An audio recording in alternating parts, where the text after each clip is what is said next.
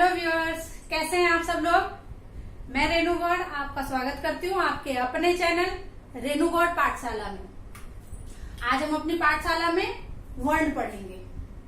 तो मैंने यहाँ पर वर्ण की कुछ विशेषताएं इसकी लिखी हुई है, जिसके आधार पर हम इसकी एक परिभाषा बनाएंगे, परिभाषा निकाल कर देखेंगे। तो मैंने इसमें देखिए यहाँ पर लिखा है कि पहली इसकी जो विशेषताएं हैं कि इसके टुकड़े नहीं किए जा सकते हैं, इनके मेल से शब्दों का निर्माण होता है, यह सबसे छोटी इकाई है और मूल ध्वनि है। किसकी? भाषा की मूल ध्वनि है। तो अगर हम इनको एक साथ इकट्ठा करके देखें और इनको पढ़ने के बाद, इनको देखने के, इनके समझने के बाद अगर हम इसकी एक परिभाषा निकालें तो वो कुछ इस तरीके से बनती है कि जो वर्ण है वो भाषा की सबसे छोटी इकाई है, मूल ध्वनि है और इसके टुकड़े नहीं किए जा सकते तथा इनके मेल से शब्द का निर्माण होता है। तो इसके लिए सबसे पहले हमको इनको समझना बहुत ज्यादा जरूरी है कि पहली परिभाषा मैंने कहा कि इसके टुकड़े नहीं किए जा सकते। तो कैसे टुकड़े नहीं किए जा सकते, तो वो हम समझ लें थोड़ा सा कि देखें कि वर्ण जो है वो है, जैसे हम इनको कहते हैं अ, क, उ, ख, ज, ये सारे वर्ण हैं आपके। अब इनको अगर हम, इनमें हलंत लगता है, तो इनको अगर हम इनको तोड़ने की कोशिश करेंगे, अब अगर हम अ को तोड़ना चाहें तो कहां से तोड़ पाएंगे। हम समझ लीजिए, जैसे क को तोड़ना, क पे हलंत लगा हुआ है, क को तोड़ना चाहे तो कैसे तोड़ेंगे। अब अगर हम की है या का है तो इसको हम तोड़ भी सकते हैं कि क धन ई या क धन आ, तो इनको तो हमने तोड़ दिया। लेकिन अगर हम सिर्फ इसको क हलंत वाले क को तोड़ने की कोशिश करें तो इसको हम तोड़ नहीं सकते हैं। तो इसका मतलब जो ध्वनि, जो वर्ण जो है वो भाषा की इतनी छोटी इकाई है कि इसको जो है हम तोड़ नहीं सकते हैं, इसके टुकड़े नहीं कर सकते हैं। तो इस तरीके से पहली विशेषता इसकी आपकी समझ में आ गई होगी। दूसरा क्या है कि इनके मेल से शब्दों का निर्माण होता है, इनके मेल से शब्दों का निर्माण होता है। यानी अगर हम इनको आपस में मिलाएं, ठीक है, क धन अ धन ल धन अ धन श हलंत वाला धन अ, यानी इन पे सब पे हलंत लगे हुए हैं जो व्यंजन है, और अ मैंने उनके साथ जो, अब इनको अगर हमने जोड़ दिया तो हमारा बन गया क जमा अ, ये क बन गया, ल प्लस अ ये ल बन गया, और श प्लस अ ये श बन गया। तो इस तरीके से अगर हम इसको देखें तो इनका निर्माण होता है और बनता क्या है, शब्द बनता है एक कलश। ठीक है, देखा आपने। तो शब्द, इन वर्णों को अगर हम आपस में जोड़ते हैं, इनको अगर हम आपस में मिला देते हैं तो हमें क्या मिलता है, शब्द मिलता है। तो दूसरी जो विशेषता है वो भी इस तरीके से हमने इसमें देख ली। अब तीसरी विशेषता है, यह सबसे छोटी इकाई है। तो सबसे छोटी इकाई है ये जो है, ये वाली जो इसकी विशेषता है ये इसकी पूरक है। पहली जो विशेषता है कि इसके टुकड़े नहीं किए जा सकते हैं। भाई टुकड़े तभी नहीं किए जा सकते हैं जबकि कोई चीज बहुत ज्यादा छोटी हो, इतनी छोटी हो कि उसको अलग न करा जा सके, उसको टुकड़े न हो सके। तो इसलिए हमने इसको कह दिया कि ये सबसे छोटी इकाई है। अब मूल ध्वनि है, अगली जो विशेषता है वह है मूल ध्वनि है, भाषा की मूल ध्वनि है। भाषा की मूल ध्वनि, भाषा कहाँ से शुरू होती है, मौखिक से शुरू होती है। तो जहां हम मौखिक भाषा बोलते हैं और उसमें ध्वनियों का इस्तेमाल करते हैं, ध्वनि चिन्हों का इस्तेमाल करते हैं, तो उसको हम क्या कह देते हैं, जब हमारे मुंह से मूल शब्द निकलते हैं, ध्वनि निकलती है, वो ध्वनि जो है, वो मूल जो ध्वनि होती है वो क्या होती है, वर्ण होती है। इसको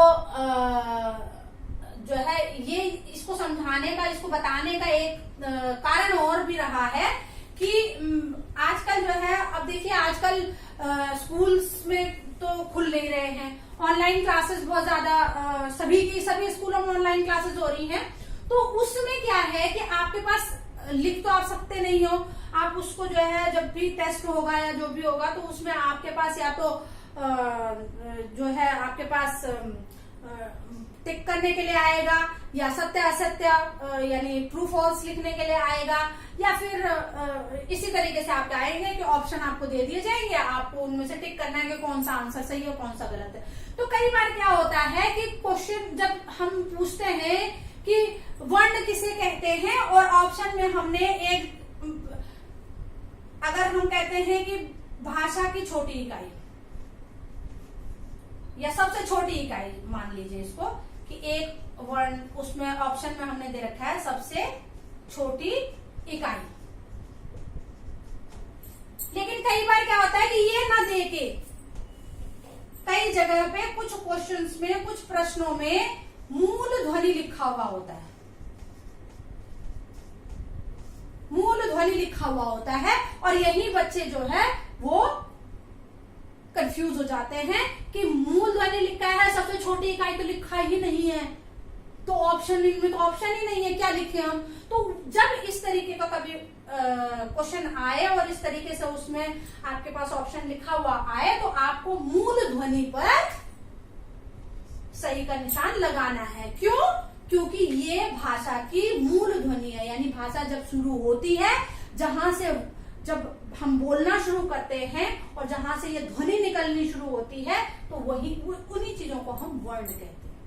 तो जो मूल ध्वनि है, जो शुरुआत की जो ध्वनि है, जो जड़, जहां भाषा की जड़ है, जो वहां से जो ध्वनि निकलती है, उस मूल ध्वनि को हम क्या कहते हैं? वर्ण कहते हैं। तो इस तरीके से आप वर्ण को दो तरीके से समझ सकते हो, मूल ध्वनि से समझ सकते हो और दूसरा सबसे भाषा की सबसे छोटी इकाई से समझ सकते हो। तो इसलिए मेरा जो ये चौथा जो पॉइंट मेरा बताने का उद्देश्य था वो यही था कि कई बार जो है बच्चे उसमें गलती कर देते हैं, तो इसलिए जो है मैंने इसको आपको बताने की जरूरत महसूस करी। तो अब इतना आपको समझ में आ गया होगा। अब आगे हम देखते हैं कि वर्णमाला।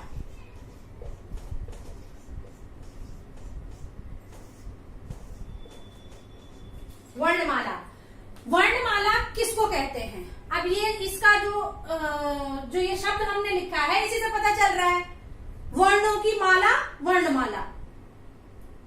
लेकिन वर्णों की माला, अब जैसे हम किसी भी चीज की माला बनाते हैं, फूलों की बनाए चाहे मोतियों की बनाए, तो वो एक एक करके ऐसे करके पिरो के हम उसमें मोती पिरो के या फूल पिरो के हम उसकी माला बनाते हैं। तो इसमें भी सेम वही चीज है कि अगर वर्णों को हम व्यवस्थित क्रम में रखें तो उसे हम क्या कहते हैं? वर्णमाला कहते हैं। व्यवस्थित क्रम में मतलब कि जिस क्रम में वो आते हैं, जैसे पहले छोटा अ आता है तो पहले वही लिखेंगे, बाद में बड़ा आ आएगा, फिर छोटी ई, फिर बड़ी ई, फिर छोटा ऊ, फिर बड़ा ऊ। मतलब ये ना हो कि पहले अ लिख दिया और फिर बड़ी ई लिख दिया, तो वो तो व्यवस्थित क्रम नहीं होगा ना। व्यवस्थित क्रम कौन सा होगा? जो बिल्कुल जिस सीरियल से वो आते हैं उसी सीरियल से उनको लिखा जाए। तो वर्णों के, इसकी जो आपको वर्णमाला, अगर आपको पूछा जाए कि वर्णमाला किसे कहते हैं, तो वर्णों के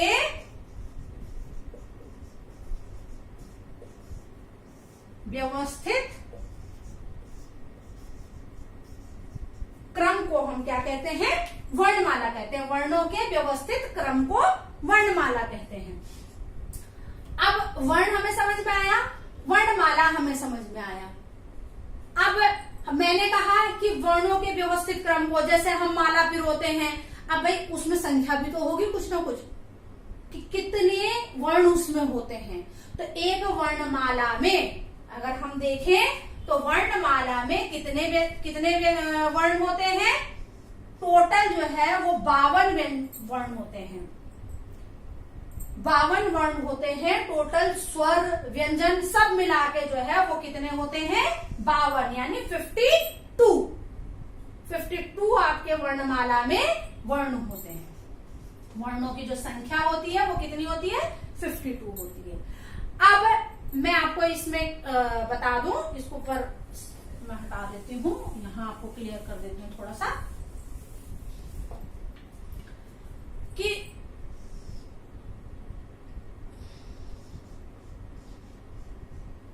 वर्णमाला। अब इसको हमने, ये कितने इसके जो भाग होता है, अगर हम इसको देखें बारीकी से, इसको समझने की कोशिश करें, तो वर्णमाला के दो भाग होते हैं। एक भाग में स्वर आता है और एक भाग में व्यंजन आता है। अब स्वर और व्यंजन दोनों मिलकर टोटल जितने होते हैं वो कितने होते हैं? 52 होते हैं, 52 होते हैं। तो इसमें जो है, जो स्वर होते हैं वो कितने होंगे? 11। ठीक है। और स्वर के साथ 2 क्या होंगे? अयोग वाह। ठीक है, ये होते हैं आपके अंग और अह, इनको हम अयोगवाह कहते हैं। तो 11 स्वर हो गए, 2 अयोगवाह हो गए, अंग और अह। अब व्यंजन जो है वो 33 तो आपके क से लेके ह तक होते हैं। क से लेके और ह तक जो व्यंजन होते हैं वो कितने होते हैं? 33। ठीक है। और इसके बाद आपका आता है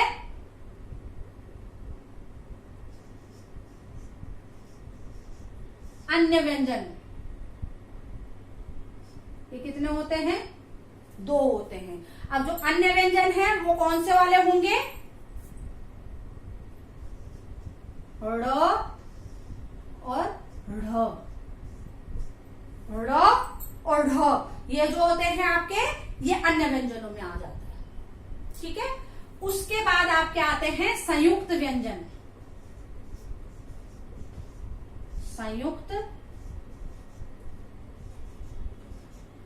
संयुक्त व्यंजन। अब ये संयुक्त व्यंजन कितने होते हैं? 4।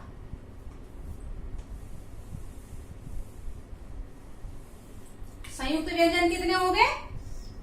4 हो गए। ठीक है। तो अब देखिए कितने हो गए टोटल मिला के। आपके यहां आपके आ गए 11 और 2 13 आ गए, टोटल यहाँ पे 13 आ गए। और यहां कितने हो गए? 3 और 2 5 और 4 9 और 3। अब अगर हम इसमें 13 जोड़ दें, यहां वाले इन 13 को अगर हम स्वर को उसमें जोड़ दें तो हमारे हो गए 9 और 3 12 और 3 और 1 4 और 1 5, टोटल 52 हो गए। आपके टोटल 52 व्यंजन हो गए। तो इस तरीके से एक वर्णमाला में 52 व्यंजन होते हैं, जिसमें से कि 11 स्वर होते हैं।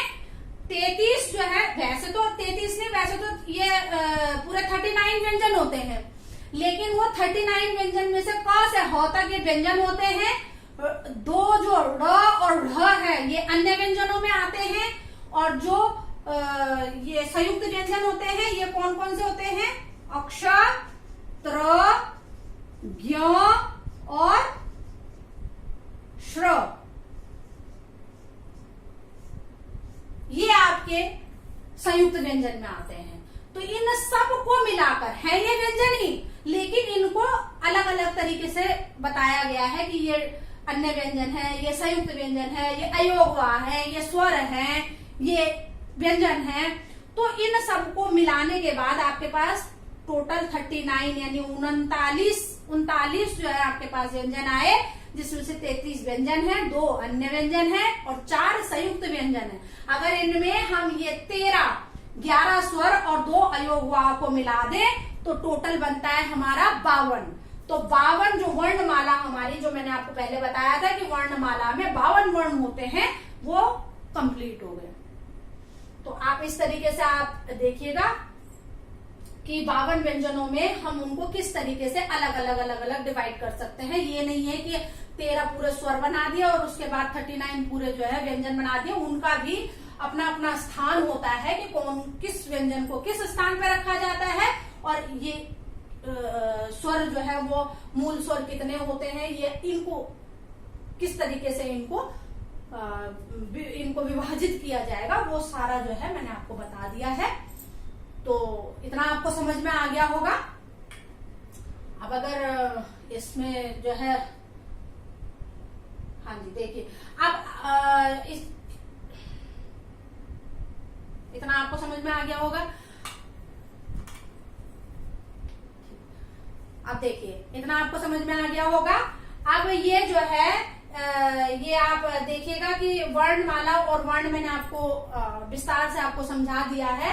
आपकी अगली जो क्लास होगी उसमें मैं आपको बताऊंगी कि इनको अयोग वाह क्यों कहते हैं जबकि ये स्वर के साथ आते हैं, इनको अन्य व्यंजन क्यों कहते हैं जबकि हैं तो व्यंजन में ही, इनको संयुक्त व्यंजन क्यों कहते हैं।